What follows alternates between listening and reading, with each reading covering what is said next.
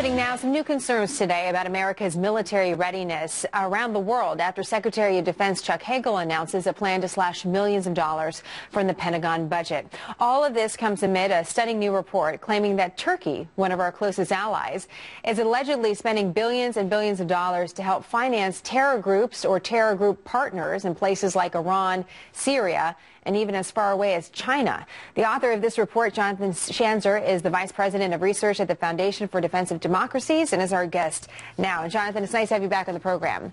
Thanks, Jenna. So why did you decide to focus on this? There's so many different topics one can take up when it comes to foreign policy. Why Turkey and why now? Well, it's been a building story, and we've been aware of Turkey's activities, and they've been growing over time. I would say that in the last couple of weeks, the most jarring was perhaps that meeting between Prime Minister Erdogan of Turkey and the Supreme Leader of Iran, Ali Khamenei.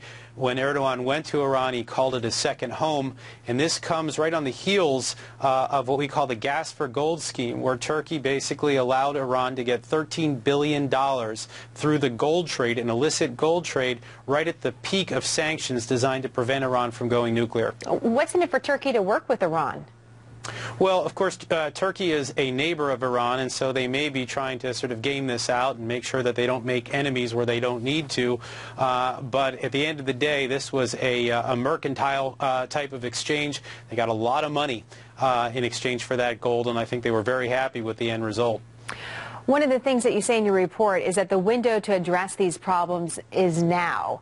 And you talk about a few different things that Turkey is doing, including funding terror groups in Syria to fight against the Assad forces. You also mentioned an interesting story about Turkey doing business with a Chinese company. Talk to us a little bit about that before I ask you about this window of opportunity. What are they doing with China that has caught some attention? Sure. They actually went and struck a deal with a Chinese company that has been designated for providing Iran with proliferation technology, in other words, technology that could be used for its nuclear program. This is a company that's been on our list for quite some time now. The Turks went right out and signed a $4 billion deal with them.